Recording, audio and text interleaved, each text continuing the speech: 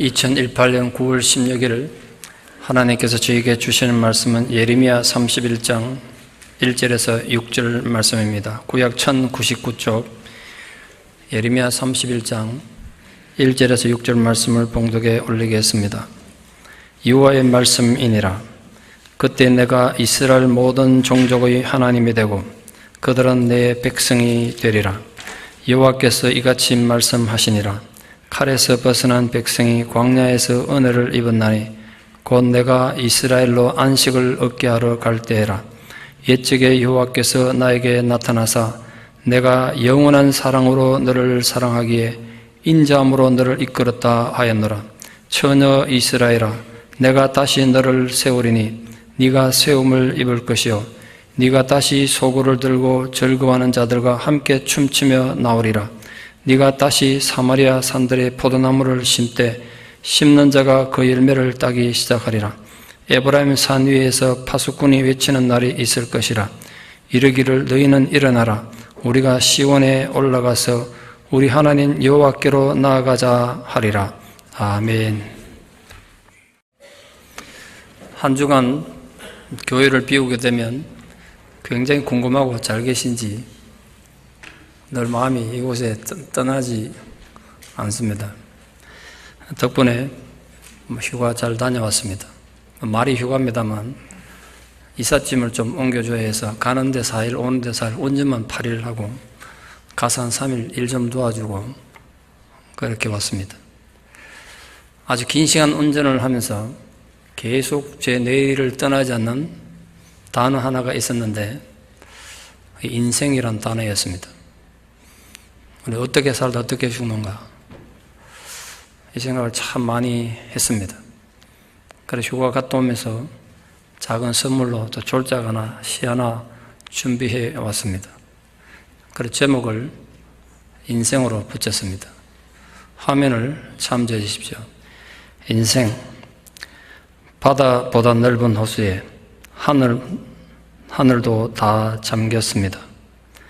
때 묻은 호기심으로 가만히 들여다보니 낯익은 세월도 무심하게 일렁입니다.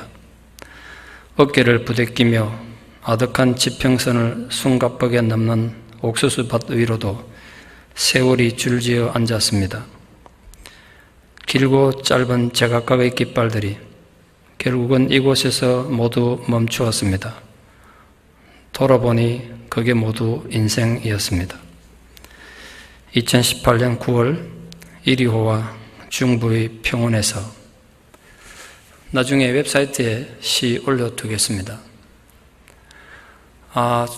또 이렇게 슬픈 소식을 전하게 돼서 마음이 참 무겁습니다만 제가 설교에서 몇 번 언급했던 우리 이현희 집사님, 오빠 되신 이관희 집사님이 한국 시간으로 2018년 9월 16일, 오늘 9월 16일이잖아요. 한국 시간 9월 16일 오전 11시 30분경에 소천하셨습니다. 향년 만 40세입니다. 그동안 이관희 집사님을 위해서 설교 들으시고 많은 분들이 물어주시고 기도를 참 많이 해주셔서 이 자리를 빌어서 부고를 알립니다.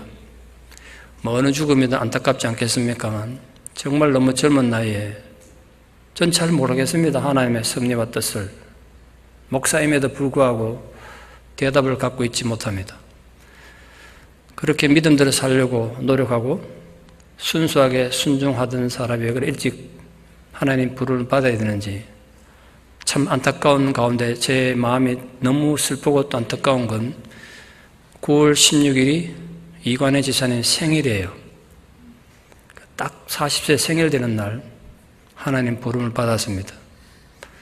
그 동생된 집사님이 매일로 목사님 오빠 생일을 하나님 불러가셨네요. 그렇게 메일이 왔더라고요. 열흘 전에 9월 10일이 외동딸인 소연이 세돌을 맞이한 생일이었습니다. 말기암의 고통으로 극심하게 아파하면서도 그 오빠가 딸을 안고 마지막 축복 기도를 했다고 합니다. 그런 상황에 원망이 나올 만한데 입장을 한번 바꿔놓고 생각해 보면 저도 이제 나이 60 넘어가고 이러니까 지금 하나님 불러도 가야겠지만 걸리는 건 자식인데요. 어린 3살밖에 안 되는 딸을 두고 가야 되는 그 젊은 아버지 마음이 어땠을까? 많은 생각이 들지 않습니까? 그날 그렇게 울었대요, 아버지가. 그 딸을 품에 안고 하나님께서 나는 지금 데려가지만 이 딸은 책임지셔야 됩니다. 그리고 딸을 축복하며 마지막 기도를 했다고 합니다. 아직 3살밖에 안 된 딸이 이제 아버지 없는 세상을 앞으로 살아가야 되는데 또 그 젊은 엄마를 위해서 기도해 주시기를 부탁드립니다. 또 슬픔을 당한 이현희 집사님 가정을 위해서도 기도 부탁드립니다. 지금 오빠 장례 치료를 하고 급히 한국에 나가셨는데 돌아오시면 따뜻하게 손이라도 한번 잡아주시면 좋겠습니다. 언젠가 몇 번 말씀드린 가가와 도에이코가 고베 빈민가에서 사역을 하고 있을 때입니다. 미국 유학까지 갔다 오고 그 탁월한 학벌에 장관자를 해도 시원찮은 사람이 그렇게 빈민촌에 가서 사역하고 있으니까 친구들이 이해가 안 된 겁니다. 그 가가와 도에이코를 정말 아끼고 사랑했던 친구들이 아무리 봐도 이 가가와가 인생을 낭비하는 것 같아요. 그 똑똑한 사람이 이 빈민촌 들어가서 뭐한 짓이냐 말이에요. 그래서 그 어떻게 사역하고 있는지 찾아갔대요. 근데 그날이 주일이어서 예배를 드리고 있었는데 기가 막힌 장면을 이 친구가 본 겁니다. 글로 남겨놨는데요.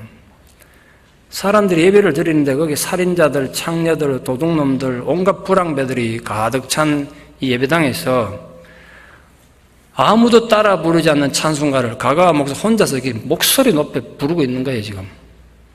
상상은 그래보세요. 청정들은 아무도 안 부르는데 목사 혼자서 목이 터져라 찬송을 부르는 겁니다. 그 와중에 저 한쪽에선 알코올 중독자가 술이 아직 덜 깨가지고 그 예배당 바닥에다 막 토해내고 또 야한 옷을 입은 창녀들이 그 목사를 향해서 비웃고 있는 겁니다. 예배 드리는 중인데 저 뒤에서 낯선 남자들 와가지고 창녀들을 이렇게 유혹하면 창녀들 따라 나가는 겁니다. 예배를 마치고 났는데 이 도박 중독 걸린 사람이 가가와 도에이코 목사한테 돈 달라고 그러니까 목사님 돈을 안 줬겠죠, 당연히. 그러니까 목사님 막 때리는 겁니다. 그러니까 가가와 목사님이 한우씩 돈을 좀 줬어요. 그 장면을 보고 친구가 너무 화가 난 겁니다. 그 자기 친구를 때리는 그 도박 중독자에게 화가 난 게 아니라 이 가가와 도에이코 목사에게 이제 친구가 화가 나서 막 소리쳐요. 넌 위선자다며. 네가 믿는 예수가 어떤 존재인지 모르겠는데 지금 저 도박 중독자에게 돈 주면 또 당장 도박으로 가서 돈 다 내버릴 거고 인생 망칠 건데 왜 그런 자에게 돈을 주냐? 넌 위선자다. 그렇게 비판했습니다. 그때 가가와 도에이코 목사님이 이렇게 대답하셨습니다. 나는 하나님께서 우리를 사랑하시는 방법으로 그들을 사랑할 뿐이네. 어린아이가 넘어지면 계속해서 이렇게 세워주고 의사가 환자를 치료하기 위해서 낫지 않으면 계속해서 주사를 놔주는 것처럼 계속해서 사랑을 베풀어야 해. 마지막까지 믿어주고 참아주고 기다려주는 것, 그게 사랑이야. 하나님 우리를 그렇게 사랑하기 때문에 나 또한 이들을 그렇게 사랑할 뿐이라고 가가와 도에이코 목사님이 대답하셨습니다. 이 가가와 도에이코 목사님의 말씀이 인간을 향한 하나님의 사랑의 본질이 무엇인지 너무나 극명하게 보여주는 것이라 생각이 들어서 소개해 드립니다. 하나님의 영원하신 사랑은 우리에게 어떤 대가도 바라지 않습니다. 인간은 인간에게 늘 대가를 바라지 않습니까? 그래서 실망하고 남을 향해 요구하기도 하죠. 그러나 하나님은 어떤 대가도 바라지 않으시고 하나씩 속아주고 하나씩 참아주고 하나씩 기다려주는 사랑이란 거예요. 그래서 우린 그걸 영원한 사랑이다. 본문이 그렇게 말하고 있습니다. 우리는 오늘 그 영원하신 하나님의 사랑을 받는 우리들이 어떤 존재이고 우리에게 무엇이 주어져 있고 약속되어 있는지를 오늘 본문을 통해 한번 알아보려고 합니다. 첫 번째 우리에게 주신 축복은 이것입니다. 1절 말씀에 내가 이스라엘 모든 가족의 하나님이 되고 그들은 나의 백성이 되리라. 하나님께는 황송하게도 우리를 하나님의 가족, 우리가 하나님의 백성이다, 이렇게 불러주셨습니다. 황제의 가족, 황제의 피가 조금이라도 섞인 사람들을 황족이라고 부릅니다. 대단히 명예로운 이름이죠. 그럼 여러분, 하나님의 가족인 사람들을 뭐라고 부르겠습니까? 어떻게 불러야 합니까? 황족보다 소중한 존재 아니겠습니까? 그러니까 하나님 오늘 너희가 내 가족이고 내 백성이라는 말은 너희들은 그만큼 존귀한 존재라는 거예요. 사랑하는 여러분, 우리가 하나님 가족이고 우리가 하나님 백성이라는 사실을 정말 믿습니까? 그렇다면 그 사실이 여러분의 삶에 어떤 영향을 주고 있습니까? 오래전에 가이드 포스트에서 읽은 내용을 좀 소개합니다. 프랑스 파리의 서민 아파트에서 불이 났습니다. 서민 아파트가 총총이 붙어 있어서 꿀뚝 효과로 불이 갑자기 아래에서부터 위로 급하게 번져갔습니다. 운이 없게도 그 아파트 4층에 9살부터 3살까지 4남매가 살고 있었는데 잠을 자다가 변을 당한 겁니다. 아래층에서부터 갑자기 불길과 검은 연기가 올라오니까 피할 곳이 없어서 아버지가 이 아이들을 살리려고 몸부림을 치는데 방법이 없습니다. 다 죽을 위기에 처했습니다. 맹렬히 올라오는 그 불길 앞에서 아버지가 이 아이들을 위해서 할 수 있는 유일한 방법은 뭐였느냐면 아직 불이 붙지 않은 옆 건물에 아이들 방 창문과 그 옆 건물의 창문 사이 거리가 한 1.7m쯤 되는데 거기 아버지가 자기가 넘어가지고 다리가 돼서 아이들을 그 위로 건너가게 해서 살리는 방법밖에 없었습니다. 1.7m 정도 되면 저 같은 키만 돼도 이렇게 걸칠 수가 있죠. 근데 아버지가 걸쳐가지고 애들 보고 그 위로 지나가라 그러니까 애들이 불이 나가 있고 연기가 나는 상황에서 아버지 위를 건너기 쉽지 않죠. 울기만 하고 건너갈 생각을 안 합니다. 마음이 다급한 아버지가 아이들을 끌어안고 이렇게 말했습니다. 아빠는 너희들을 정말 사랑한단다. 너희들은 아빠에게 무엇보다도 소중한 존재들이야. 너희들이 아빠를 믿고 아빠 위로 지나가는 것이 아빠를 사랑하는 것이고 그게 아빠의 큰 기쁨이란다. 아빠 위를 지나갈 수 있겠니? 그 얘기를 듣고 이제 9살 큰애부터 아빠 위로 지나갔습니다. 한 명씩 건너가고 이제 마지막 3살 막내가 건너간 데가 성공했지만 안타깝게도 이 아버지가 버티고 있느라 너무 지친 데다가 이 연기를 한번 흡입해가지고 의식을 잃고 추락해서 그 자리에서 목숨을 잃고 말았습니다.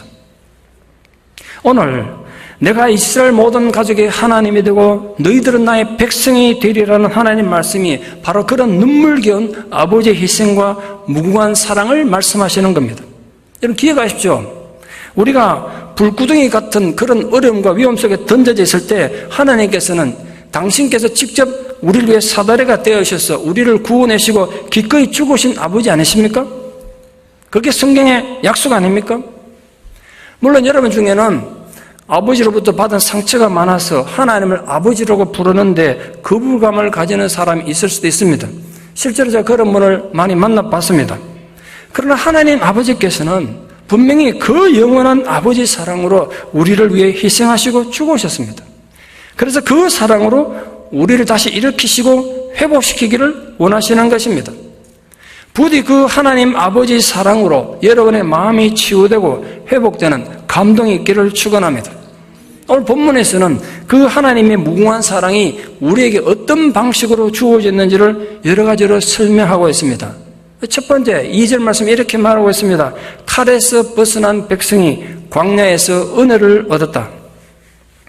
이것은 예전에 출애굽 사건을 상징하는 것이기도 합니다만 지금 나라를 잃어버리고 포로로 끌려가서 아무런 소망도 없이 70년을 비참하게 보내고 있던 이스라엘의 어려운 상황을 상징하는 것이기도 합니다. 또한 우리에게 적용하면 지금 현재 사람마다 형편은 다르겠습니다만 여러분이 겪고 있는 힘들고 고통스러운 그 다양한 상황을 상징하는 것입니다. 지금 날카로운 칼날 같은 세상의 위협 속에서 아파하고 힘들어하는 분들이 있습니까? 힘들고 어려운 고통 속에 갇혀서 눈물로 세월을 보내는 분들이 혹시 있습니까? 만약 그런 분들이 있다면 그런 분들 모두 오늘 하나님 약속하시는 그 영원한 사랑, 그 무궁한 사랑을 맛보는 은혜가 있기를 축원합니다. 그 칼날 같은 환경의 어려움과 잔인한 인간의 협박으로 두려움으로 숨죽이며 살던 이스라엘이 새로운 희망의 새벽을 맞이할 것에 대해서 광야에서 은혜를 얻었다. 하나님 그렇게 비유적으로 오늘 표현하신 것입니다. 인생은 광야에 비유하지 않습니까? 실제로 인생은 광야와 같습니다. 누구 인생이나 마찬가지죠. 겉으로는 화려해 보이고 여러분이 부러워 보이는 그 인생도 안을 들여다보면 마찬가지라는 거예요. 길고 짧은 인생의 모든 깃발들이 결국은 다 거기서 끝나는 거예요. 말씀 여러 번 드린 것처럼 광야에는 두 가지 특징이 있습니다. 인생이 광야라면 마찬가지로 그런 특징을 가지고 있을 것이니까 우리가 잘 새겨들을 필요가 있죠. 첫째로 광야에는 생존에 가장 필수적인 물이 없습니다. 그러므로 살 수가 없는 곳입니다.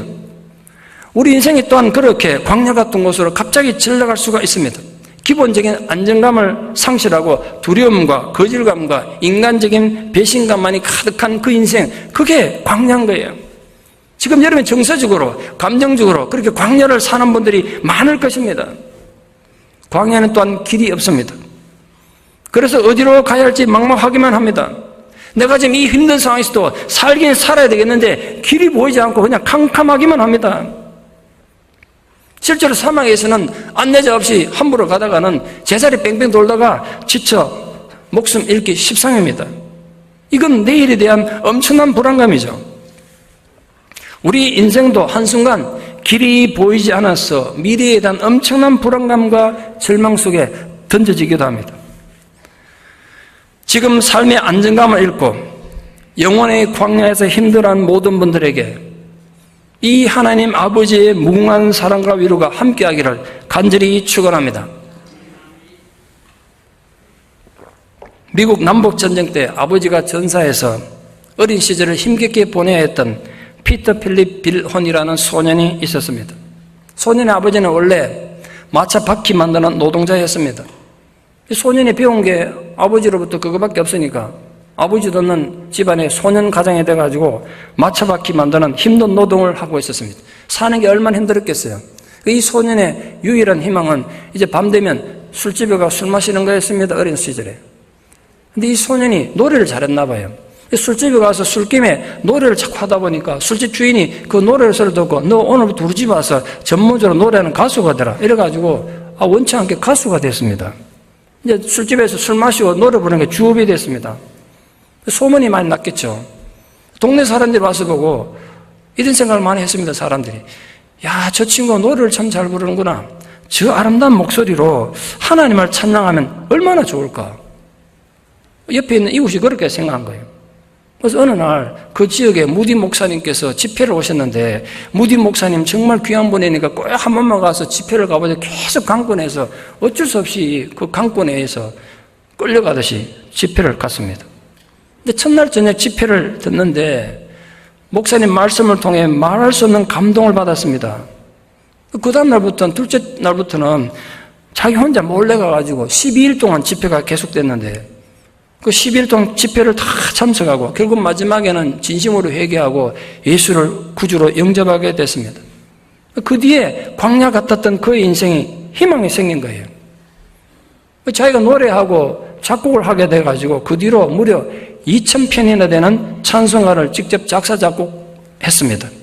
우리 찬송가에도 이번에 찬송이 많이 들어와 있습니다. 260장 우리를 죄에서 구원하시라 또는 347장 너무나 유명한 허락하신 새 땅에 들어가라며 그런 찬송이 있죠. 410장에 내 맘의 한 노래에서 너무나 아름다운 찬송입니다. 이런 찬송들을 직접 작사 작곡했습니다. 이제 술집에서 노래 부르던 거 그만두고 전문 찬양 사역자가 돼서 전국을 다니면서 찬양을 많이 했는데 특히 이번에 자주 간 곳이 형무소였습니다. 한 번은 아이오와주 포메디슨 형무소에 가서 제수들 앞에서 찬송 부르며 집회를 했습니다. 그때 빌론 씨가 불렀던 찬송의 주제가 뭐였냐면 날개가 상한 새는 다시 하늘로 날아올 수 없다. 그러니까 정신 차리고 날개 안 부러지게 조심하라는 그런 가사의 찬송을 불렀습니다. 집회를 마쳤는데 한 죄수가 정말 슬픈 표정으로 와서 이렇게 빌론 씨에게 물었어요. 빌론 씨, 오늘 당신의 그 찬송 가사에 하면 날개가 한 부러지면 다시 날아올 수 없다는데 그럼 우리 같은 존재들은 희망이 없습니까? 우리는 다시 날 수 없습니까? 이렇게 질문했어요. 그 질문을 듣고 그날 저녁에 숙소에 와서 생각해 보니까 그 사람들의 그 슬픔이 떠나지 않아서 잠들지 못하고 뒤척이다가 밤중에 갑자기 작사 작곡을 하게 됐어요.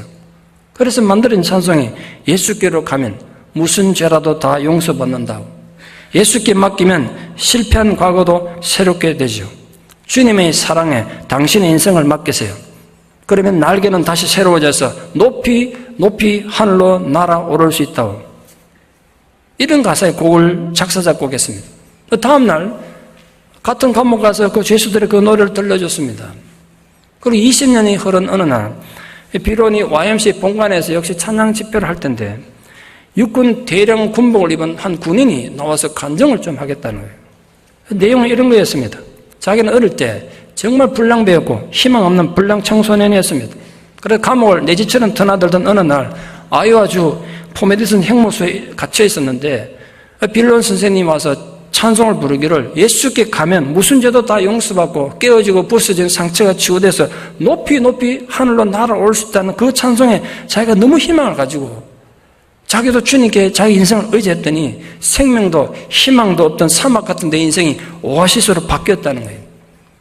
그래서 제가 당신에게 정말 감사합니다. 이렇게 간증을 한 내용이 책에 실려 있었습니다. 진실로 하나님은 우리 인생이 사막 같아서 아무런 소망도 기대도 갖지 못할 때 찾아와 주셔서 부러진 우리 날개를 새롭게 해주시는 분이십니다. 그래서 더욱 높이 높이 날아오를 수 있게 하시는 분이십니다. 여러분 중에도 지금 인생의 날개가 부러진 분들이 있습니까? 영혼의 날개가 부러져 버렸습니까? 그래서 소망을 갖기 힘듭니까? 어떤 기대도 갖지 못하고 초라한 날들을 보내고 있습니까? 그 결과 황량한 영혼의 사막에서 지치고 힘들어서 삶을 포기하고 싶은 유혹에 시달리는 분들이 있습니까? 여러분 절대로 포기하지 마십시오. 여러분 비록 지금 실패하고 지쳐있다고 해도 끝난 건 아닙니다. 하나님께 나아가십시오. 그분께 여러분의 형편을 아뢰시고 그분만 의지하십시오. 그러면 하나님은 여러분의 부러진 날개를 고치시고 새롭게 하실 능력이 있으십니다.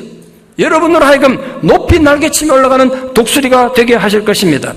그 약속을 굳게 붙잡는 믿음이 여러분 심장에서 작동되기를 진심으로 축원합니다.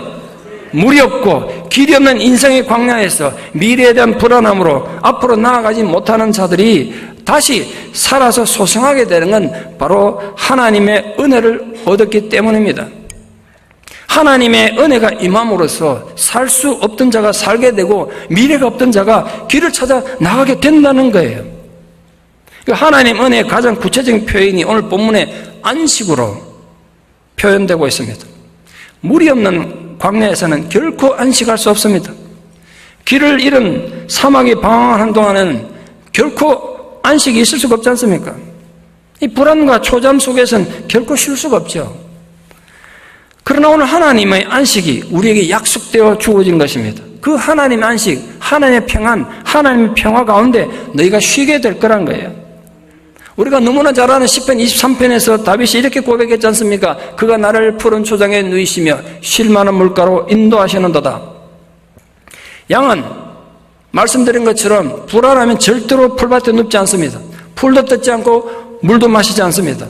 어린 시절부터 목동이었던 다윗은 그 사실을 너무나 잘 알고 있었습니다. 이제 본인이 한 마리 길 잃은 어린 양처럼 초라하고 비참한 상황에 처해 있었기 때문에 하나님의 인도하심에 대한 믿음을 그렇게 노래로 표현한 것입니다. 지금 자신이 사망의 음침한 골짜기로 지나는 위기 가운데 있지만 하나님께서 그 무궁한 사랑으로 자신을 인도하셔서 마침내 푸른 초장에 눕게 하실 것이라는 고백을 다윗이 한 거예요. 오늘 본문이 말씀하시는 하나님이가 바로 그것입니다. 그 하나님의 약속된 안식을 누리는 여러분들 되기를 진심으로 축원합니다. 그런데 그 광야에서 고통받고 지쳐있는 인간들에게 하나님 찾아오셔서 이런 은혜와 안식을 일방적으로 주시는 이유가 뭘까요? 하나님은 그렇게 하신 이유가 뭘까요? 바로 언약, 약속 때문입니다. 하나님의 약속은 위대한 것입니다. 하나님은 오늘 구체적으로 크게 두 가지를 본문에서 약속하셨어요. 우리에게도 주어진 약속이에요. 첫 번째 약속이 이겁니다. 영원한 사랑으로 너를 사랑하겠다. 그냥 사랑이 아니에요. 영원한 사랑. 영어 성경에는 everlasting love라고 번역되어 있습니다. 영원히 지속되는 끝없는 사랑으로 우리를 사랑하시겠다고 하셨어요. 제가 휴가 갔다가 어제 토요일 새벽에도 인도하러 왔더니 목사님 얼굴이 너무 편안해 보인다고. 얼굴이 빛이 난대요. 빛이 납니까? 얼굴. 햇빛이 다시 들어오네. 여러분은 여러분 보기에 이 설교하는 박 목사가 하나님의 사랑을 받은 목사로 보입니까? 우리 교회가 하나님의 사랑을 입고 있는 것처럼 생각이 되십니까? 믿으십시오. 그거 사실입니다. 우리가 잘나서가 아니라 하나님의 무궁한 사랑 때문에 그런 거예요. 그렇다면 여러분 또한 그 하나님의 영원한 사랑, 끝이 없고 깊이를 알 수 없는 그 무궁한 사랑이 여러분 위에도 부어지고 있음을 선포합니다. 잊지 마십시오. 그 사랑이 결코 여러분을 외롭게 버려두지 않을 것입니다. 그 위대한 사랑이 여러분을 다시 시작하게 하실 것입니다. 잊지 마십시오. 하나님의 사랑은 끝이 없는 무궁한 사랑이세요. 그 영원한 사랑으로 여러분을 사랑하신다고 오늘 약속하셨습니다. 두 번째 약속이 인자함으로 너를 인도하겠다고 약속하셨습니다. 또 참아주고 또 기다려주시는 그 하나님의 온유함과 인자하심이 오늘도 우리들의 실패와 실수 가운데서도 다시 일어서는 희망이 되는 거예요. 우리한테 무슨 희망이 있어가 아니에요. 하나님이 또 참아주시고 기다려주시는 그 인자함 때문에 우리의 내일의 희망이 있단 말이에요.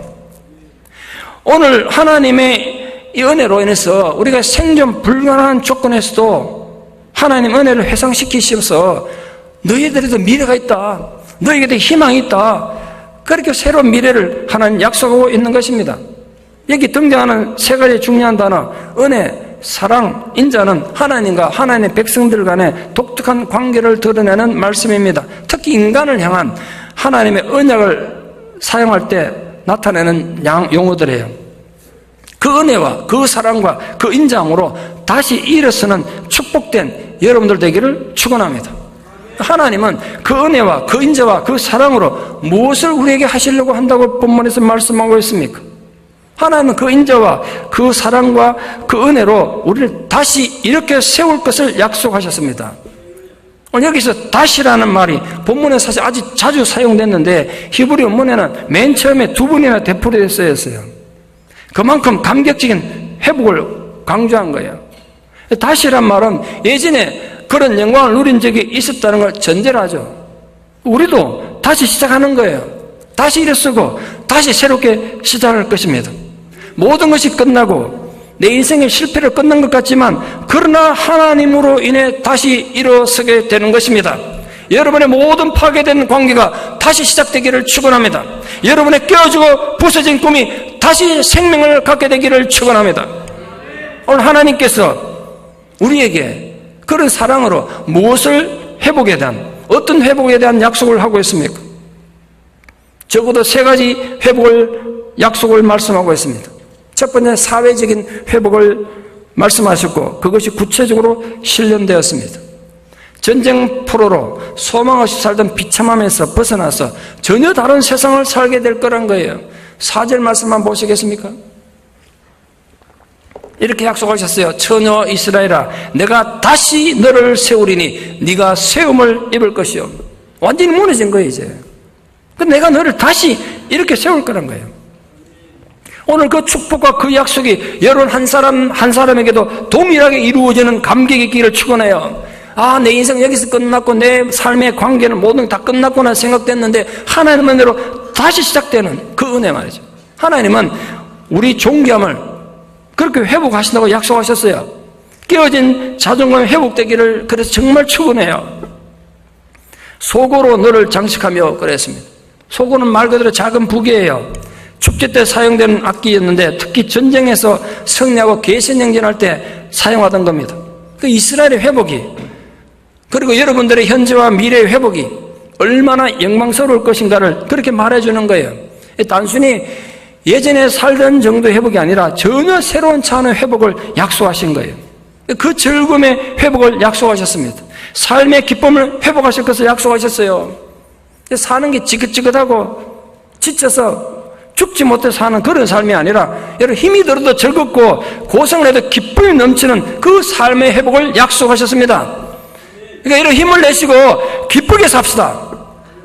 기쁨에 사십시오. 두 번째 회복입니다. 경제적 회복을 약속하셨습니다. 5절 말씀에 포도원을 심는 자가 그 열매를 먹을 것이다. 열심히 일하고 살긴 하는데 삶에 열매가 없으면 그거 참 비극일 거예요. 얼마나 비참하겠습니까? 이래 새벽부터 밤늦게까지 고생을 하는데 삶의 열매가 없으면 여러분의 수고가 그러므로 헛되지 않기를 바랍니다. 여러분의 수고와 땀 흘린 것에 대한 정확한 보상을 받는 것이 얼마나 중요한 축복인지 모릅니다. 하나님께서 여러분의 가문에 황충을 금해 주시기를 바라요. 그래서 다 익은 곡식 잃어버리는 그런 비극이 없기를 바랍니다. 다 지은 곡식을 태풍 때문에 다 잃어버린다면 그 열매가 아무리 잘 익었고 탐스럽게 익은들 아무 유익이 없지 않습니까? 요즘 한국도 그렇고 미국 동부도 태풍과 폭우로 엄청난 피해를 입었습니다. 특히 지금 추석을 앞두고 상품을 내다 팔아야 되는데 이게 비가 와가지고 사과도 쫙쫙 다 갈라지고 포도도 갈라지고 엉망이 됐더라고요. 엄청난 피해를 입었어요. 미국 동부도 난리도 아닙니다 지금. 여러분의 기업이, 여러분의 일터가 그런 어려움에서 보호받기를 축원합니다. 여러분들의 자녀들이 또한 그렇게 보호받게 될 것이라고 약속하셨습니다. 세 번째 마지막 약속이 신앙적 회복이에요. 6절 말씀에 이렇게 말씀하셨습니다. 시온에 올라가서 우리 하나님 여호와께로 나아가자 하리라. 여호와께로 나아가자. 예배의 회복을 말하는 거예요. 하나님을 바르게 예배하게 되는 축복이 여러분이 있기를 축원합니다. 여러분 예배 드린다는 것이 얼마나 축복인지 아십니까? 여러분 예배가 기다려지고 예배를 드리는 주일날이 또 기다려지는 거 얼마나 축복입니까? 그 은혜가 있기를 바라요. 그 회복이 구체적으로 여러분에게 이루어지기를 축원합니다. 예배를 통해서 정말 하나님을 만나는 놀라운 감격이 있기를 축원합니다. 우리 예배를 통해서 우리 인격이 다듬어지고 삶의 빛을 발하며 여러분의 모든 생존에 필요한 지혜를 얻게 되는 축복이 있기를 축원합니다. 어떤 분이 그러시더라고요. 많은 질문도 있고 상담하고 싶기도 하고 그런데 예배를 통해서 하나님께서 많은 응답을 주시더라고요. 그 은혜가 정말 여러분 모두에 있기를 바라요. 결론의 말씀을 했습니다. 남들이 하는 말을 제대로 알아듣지 못하고 엉뚱한 소리 하는 사람을 뭐라 그런지 아시죠? 사오정이라고 합니다. 사오정. 그래서 한때 사오정 시리즈가 유행했었습니다. 그래서 하나 또 얘기해 볼까 합니다. 사오정 1, 2, 3, 4 4명이 사오정 5가 운영하는 커피숍에 갔습니다. 이 주문받는 점원 사오정이 물었습니다. 손님 뭘 드시겠습니까? 사오정 1이 주문했습니다. 저는 커피 주세요. 사오정 2가 저도 녹차 주세요. 이랬습니다. 사오정 3는 그러면 저도 콜라 주세요. 이랬습니다. 사오정 4가 그러면 아저씨 여기 우유 4잔 주세요. 이랬다고요. 점원 사오정이 대답합니다. 죄송합니다만 손님 우리 가게에서는 유자차를 팔지 않습니다. 지혜는 얘기겠지만 제가 이 사오정 시리즈를 다시 떠올렸던 이유는 하나님이 사오정 시리즈의 원조세요. 왠지 아십니까? 우리가 무슨 원망을 하든지 얼마나 많은 불평을 하든지 어떤 죄를 짓든지 늘 우리를 향해 하시는 말씀이 뭔지 아십니까? 나 너를 사랑해. 내 너를 사랑한다는 거예요. 여러분 하나님이 귀가 없어서 우리가 늘 하는 불평을 듣지 못하시는 것입니까? 하나님의 눈이 어두워서 우리의 그 잔인한 악행을 보지 못하시는 것입니까? 그게 아니에요. 하나님 사오정 같은 분이 되기를 결정하신 거예요. 우리가 어떤 불평해도 거기에 의미를 두지 않기로, 우리가 어떤 악을 저질러도 거기에 의미를 두지 않고 나 너 사랑한다고만 말씀하기로 하나님 결정하신 거예요. 그걸 영원한 사랑이라고 하는 거예요. 그 영원하고도 무궁한 사랑으로 우리가 살고 다시 일어서는 축복이 이 나라에 여러분 모두에 있기를 축원합니다. 그 무궁한 하나님의 사랑이 여러분 일생 동안 여러분 살아갈 수 있는 힘의 근거가 되기를 진심으로 축원합니다. 기도드리겠습니다. 사랑의 하나님, 이 놀라운 은혜와 사랑을 진실로 감사드립니다. 우리가 하나님을 알지 못하여 인생을 잘못 살고 불평하고 원망하며 악을 행할 때도 많았지만 하나님께서는 영원하신 사랑, 끝이 없는 그 무궁하신 사랑으로 우리에게 다가와 주셔서 다시 우리를 이렇게 세우시겠다고 약속하셨습니다. 그러므로 주님, 우리가 실패하고 좌절하고 절망하고 때로는 우리가 저지른 죄로 인하여 무너져 있을 때라도 이 하나님의 무궁하신 사랑으로 인하여 우리가 다시 일어서서 날개치며 올라가는 위대한 주님의 독수리들이 되게 도와주시옵소서. 예수님 이름으로 기도드리옵나이다. 아멘.